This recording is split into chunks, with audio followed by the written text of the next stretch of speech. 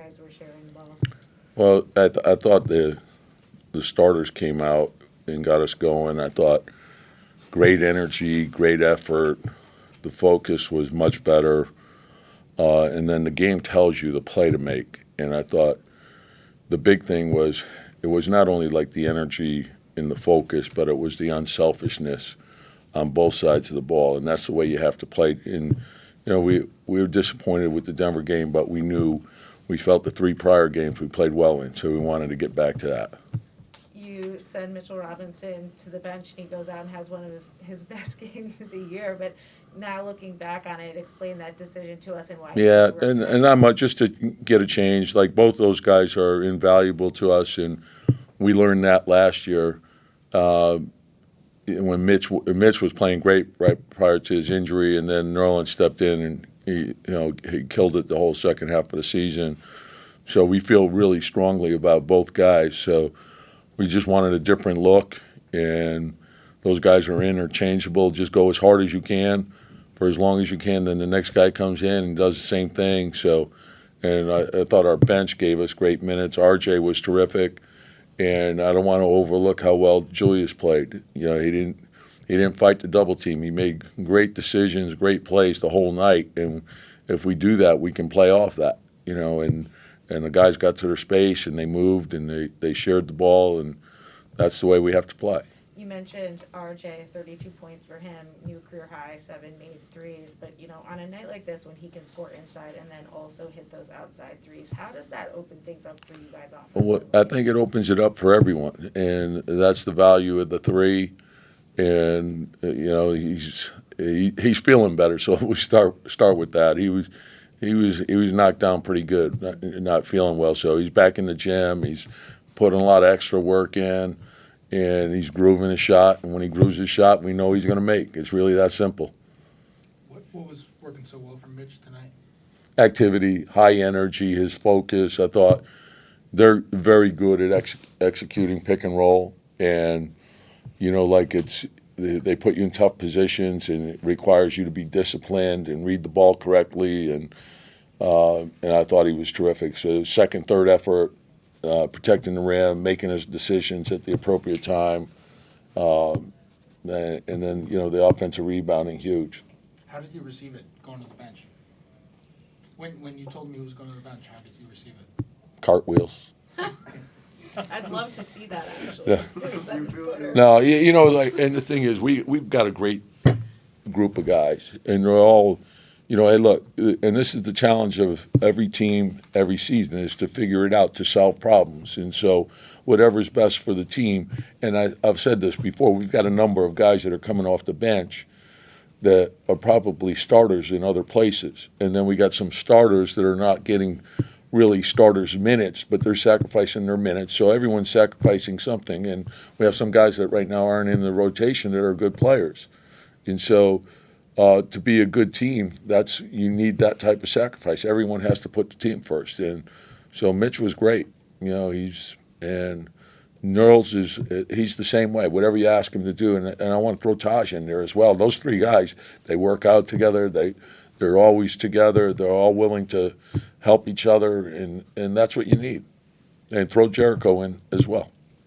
It seemed like y'all did a nice job sort of tipping the ball out and running down those long offensive rebounds. What does it do for an offense, and then also for them, after they play good defense, you all come right back and are able to Yeah, well, there's no substitute for hustle. We always talk about the hustle plays. Hustle plays can change things for you.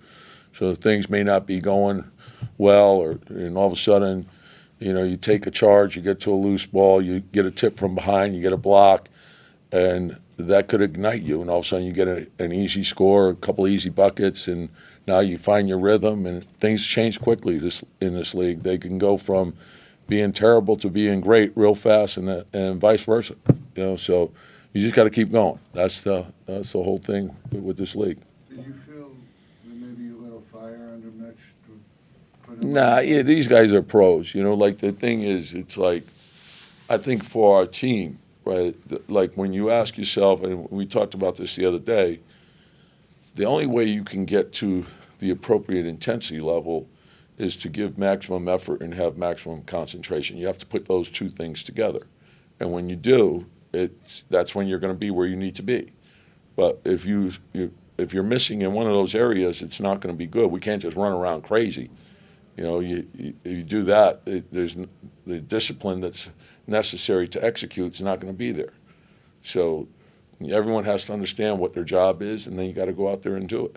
On a night when you have 10 turnovers, just 4 in the second half, I mean, do you equate that to the better concentration that you're talking about? Yeah, well, I think the concentration, the spacing, the discipline, I think that's and then the unselfishness to understand that. And sometimes, your turnovers, you want to eliminate all the ways in which you beat yourself first. And so you look at turnovers and fouls first. And so you want to be disciplined in those areas. And usually if you're high turnover, it's either too much one-on-one or risky passes. So hit the first open man, just read the game correctly. And then you have to remain unselfish. Sometimes when you get in a hole, you're so anxious to get out of the hole that you try to do it yourself, and that's not the right way to do it. You have to do it together.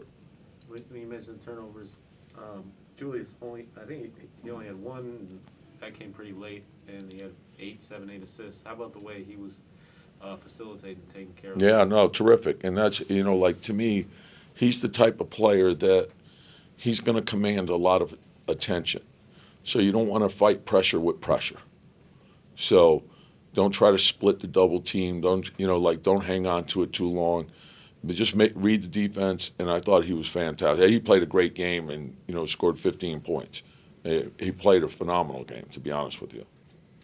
There's some nights where you see him try to fight pressure with pressure, and other nights, like this night, the Chicago game comes to mind, the one in Chicago comes to mind, where he'll kind of anticipate those double teams. On the nights when he's anticipating it well, what's working for him? Why? Well, I think he's getting better and better at it, to be honest with you. And so, and he could beat you a lot of different ways. And so I think he's seeing that type of defense more and more. And so now he's understanding it better, and he's a student of the game, and I think he'll continue to work. He's great at running the floor. He can put it on the floor. He can shoot the three. He got to some isolation. Then when they sent the second guy, he just sprayed. And then his teammates all did a good job of getting to the right spots. And it's all tied together. So the timing of it is important too. So when the second defender comes, you can't be late getting to your spot. He needs that release.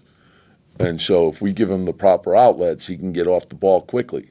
And so that's important. It's all tied together. And, but he was terrific in practice. Yesterday he was great in the shoot around. So I knew he was going to play well tonight. All right, thanks, Tibbs. Yeah, thank you. Thanks, Coach.